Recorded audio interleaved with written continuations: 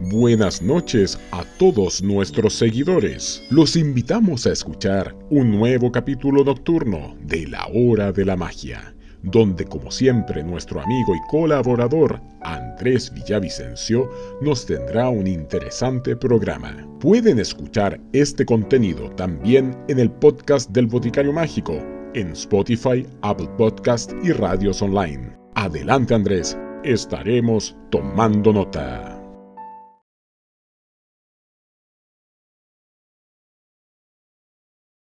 Hola, bienvenidos a esta nueva edición de La Hora de la Magia aquí en el canal del Boticario Mágico. Hoy vamos a ver el juego de las apariencias, que creo que va a ser más de un capítulo, que vamos a hablar de todas estas apariencias, todas estas simulaciones que se generan dentro del mundo ocultista con la intención de crear la idea de sabiduría o poder o cosas así. Lo primero es hablar de la edad, cómo esto de los años afecta. Dicen que el alma no tiene edad, pero de algún modo consiguen que la edad de una persona sí tenga peso aparente en la calidad de lo que sabe. Así que si eres muy joven, siempre te mirarán en menos en el ambiente esotérico. ¿Qué será? Pensémoslo así. En la antigüedad vivíamos en estructuras tribales. Antes de la invención de la escritura, los conocimientos se transmitían oralmente, así que al envejecer se acumulaban más conocimientos y experiencias. Dicho de otro modo, los ancianos eran más sabios. En la actualidad ya no es una verdad absoluta como lo fue hace, no sé, miles de años, porque el acceso al conocimiento ha crecido y con ello también la gente puede aprender a más temprana edad cosas que sus padres o abuelos no saben. Esto, aclaro, no va en desmedro de los más viejos, solamente que ser más viejo no te hace saber más. Todos conocemos muchos jóvenes que tienen un nivel de conocimiento muy superior al de ancianos de larga y canosa barba. Sí, pero parece que esa larga y canosa barba, que más de algún gurú por ahí ha lucido, no les dio la sabiduría que aparentaban. Lo vemos en el caso de Bhagwan Rajneesh, que era un gurú de India que se movió a Estados Unidos y ahí creó su centro espiritual, y que ni toda su sabiduría le sirvió para darse cuenta que sus seguidores organizaban el primer atentado bioterrorista de la historia de los Estados Unidos. Eso en su época fue todo un escándalo, por lo que luego de que eso terminó, con juicios de por medio y todo, no le quedó otra opción que cambiarse de nombre a uno por el cual ahora la mayoría habrá escuchado: Osho. Sí, ese viejo estuvo metido en un tremendo cagüín en los años 80 por bioterrorismo. Ya ven, es que se supone que los años te vuelven sabio, pero si la sabiduría es comprensión del mundo y todo eso, no entiendo por qué hay tantos señor y señora que van por sus 7 u 8 décadas de vida que aún alaban que en los tiempos de el dictador de turno que mandaba a su país, las cosas iban mucho mejor. Aquí aclaro que como casi toda América Latina ha tenido dictadores uno tras otro, eso se puede aplicar a Chile como a cualquier país. Muy sabios con la edad, pero esa sabiduría no parece impulsarles a pensar en derechos humanos y cosas de ese tipo. Seamos honestos, todos conocemos a alguien a quien los años le dieron canas pero no le dieron compasión. Aún no nos quitamos ese atavismo de suponer que porque un tipo viejo y canoso nos dice algo le tomamos más peso que si lo dijera alguien más joven. Asumir que por ser viejo tiene mayor conocimiento, o peor aún, menospreciar el conocimiento de los que son más jóvenes basados solamente en la edad y bajo el precepto de que les falta experiencia, o sea, ¿que acaso eres tan sabio que conoces lo que esa persona ha vivido? Eso es pura soberbia.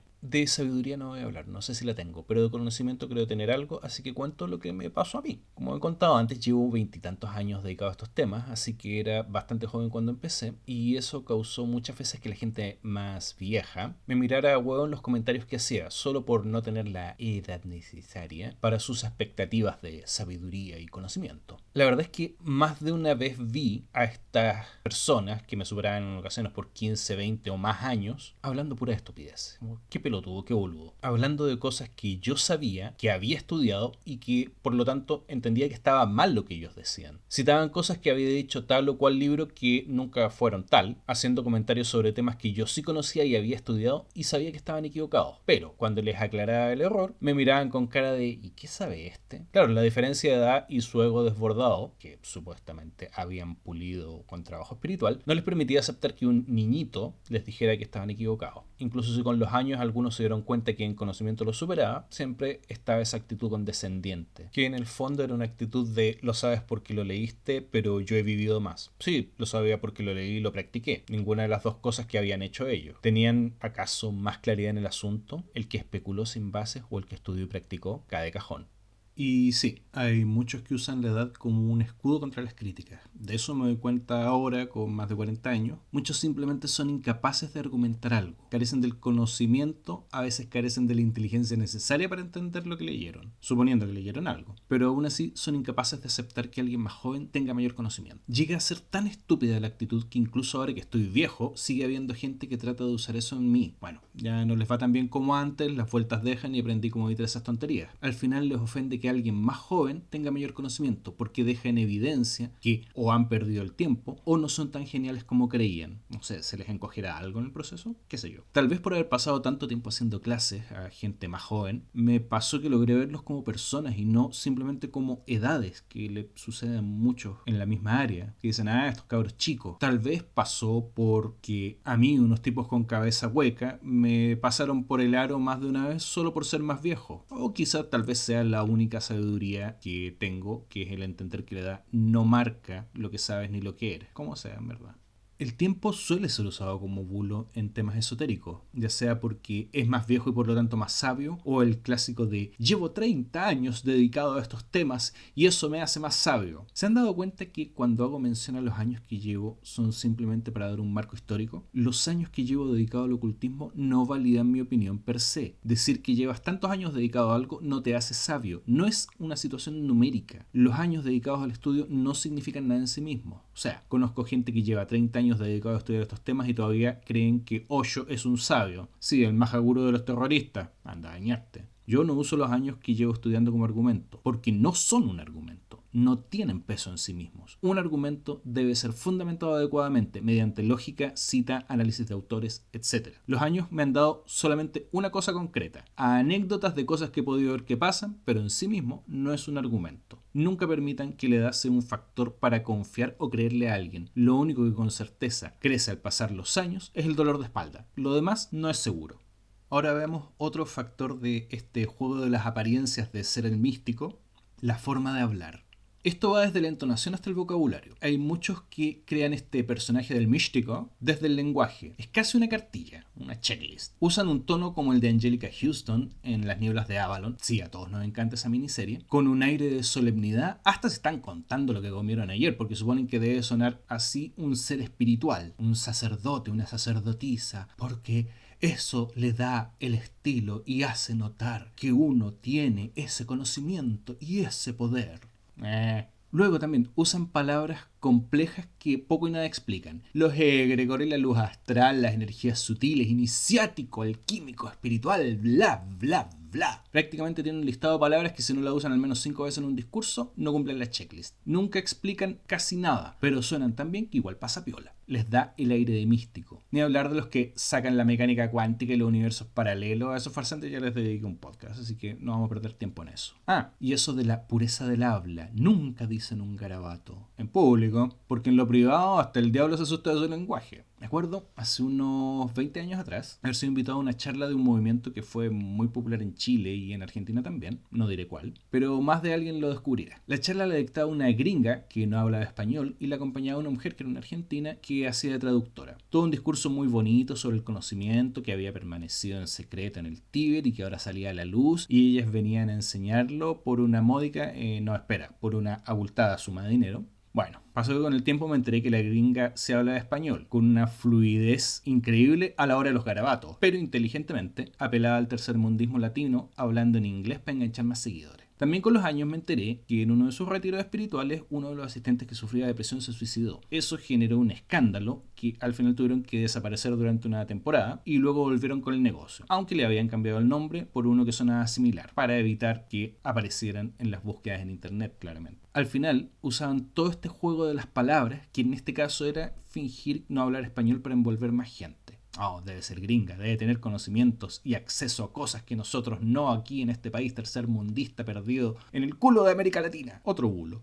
Volvamos al vocabulario en sí mismo. Te dicen que el discurso debería ser puro, libre de malas palabras, porque eso afecta a tu alma. Entonces, si alguien usa una mala palabra, indica que no es un ser de luz. Bueno, ¿qué es peor? ¿Usar un garabato o ser falso? Una cosa es pulir el propio vocabulario en forma natural, de un modo orgánico, y otra cosa es fingir ser una persona que no eres. Si entre tus hermanos espirituales tu discurso es puro, pero en lo cotidiano es diferente y ya, entonces no eres un místico, eres un hipócrita. Asimismo, me parece bueno usar términos precisos, terminología técnica, ya sea que hables de misticismo, de ciencia, de política o el tema que sea. Pero si usas términos sin dar una explicación de ellos a quien pueda escuchar y que puede que no entiendan lo que significan, entonces estás simplemente tratando de mostrar tu superioridad intelectual. Cada término tiene que ser explicado. Más aún en ocultismo, donde cada autor y cada escuela usan los términos con un significado distinto. A veces pequeñas diferencias y otras veces grandes diferencias. Entonces, no se dejen engañar solamente por las palabras. Vean más allá del discurso. No solo las palabras y la forma de decirlas es lo que define al verdadero ocultista, al místico verdadero. Debe haber un trasfondo, no sea que descubran de mala manera que sus maestros están mintiéndoles, como le pasó a un amigo. Él estaba en un grupo espiritual y tenían definido un día en que hacían trabajo espiritual desde su propia casa, un altar personal. El día que pasó esta anécdota, él estaba trabajando en la organización de un evento en un casino aquí muy cerca de Santiago. Le llega un mensaje por WhatsApp de la maestra, enviado a todo el grupo, diciéndoles que no olviden ir a sus altares personales, a hacer oración y tal. Mi amigo muy preocupado porque no podía, claramente en un casino no era el sitio adecuado para hallar donde hacer eso. Pero moviéndose por el local mientras hacía su trabajo, se encontró al dar una vuelta frente a las máquinas tragamonedas y, oh, sorpresa, ahí estaba sentada su maestra, que 5 minutos antes le había dicho por WhatsApp que ya estaba sentada frente al altar, lista para iniciar su trabajo espiritual. Pedazo de hipócrita.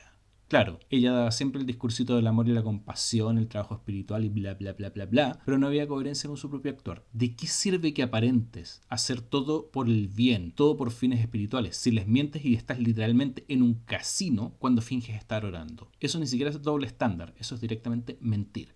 O como un tipo que conocí, que siempre actuaba amable con todos, un tierno y dulce budista que no le hacía mal a nadie. A mí siempre me trató bien y me hacía comentarios amables sobre mí. Pero que se encontró un día con el boticario mágico, ahí andando por Providencia, y cuando el boticario le dijo que estaba trabajando conmigo, le soltó un vómito de comentarios tóxicos, que jamás hizo a mí directamente. O sea, a mí me tiraba flores por el frente, pero me escupía veneno por la espalda. O sea, ninguna coherencia entre el discurso y la acción. Bueno, viéndolo en perspectiva, parece que me veía como competencia de la atención del boticario, y no precisamente de la atención que nos damos como amigos con el boticario, sino que él quería una más personalizada, si es que me entienden. Como sea, las palabras se pueden usar para enseñar, para guiar, para aliviar el dolor, para aliviar el sufrimiento, pero también se pueden usar para engañar, para hundir, para herir, para obtener de otras personas lo que quieren, que muchas veces es dinero. Entonces, no se fíen de alguien solamente porque su discurso suena bonito o porque tiene la edad que da la impresión de que es una persona sabia, sino que simplemente busquen la coherencia. Hay una coherencia en el conocimiento, hay una coherencia entre el discurso y las actitudes personales, y asimismo, en el caso de ustedes, no se angustien si es que no tienen todas estas condiciones que se supone que son propias de una persona espiritual. Y si se les sale un garabato, bueno, que se les salga. Que si se enojaron en algún momento, enójense. El andar ocultándose o reprimiéndose ante esas cosas no los va a hacer más espirituales. Tienen que aceptarlas primero. Y luego de aceptarlas, en ese momento pueden empezar a cambiar. Pero si simplemente reprimen estas actitudes, no están teniendo un verdadero avance espiritual. No importa cuánto llamen a la llama violeta, o cuánto invoquen al Maestro Jesús, o cuántos libros de la Blavatsky se hayan leído. Si no hay una coherencia entre su discurso y su actuar, entonces no hay un avance espiritual. Si por lo tanto su discurso es demasiado exigente para lo que es su vida, monten un discurso adecuado. En vez de decir yo soy un ser espiritual que nunca dirá garabatos, es yo soy una persona que está trabajando en su espiritualidad y trato de hacer lo mejor posible, aunque a veces me equivoque. Sí, puede ser una diferencia muy sutil, pero les evita que se autoengañen y también evita que otros puedan usar esa represión y esas apariencias en su contra. Eso sería en este podcast de hoy, que sería el primero del juego de las apariencias. Déjenos sus comentarios, déjenos sus experiencias de cómo ustedes hayan visto estas mismas situaciones, porque seguro les ha pasado o que nos miraron menos por ser muy jóvenes en algún momento, o que se encontraron con estos maestritos que son el puro discurso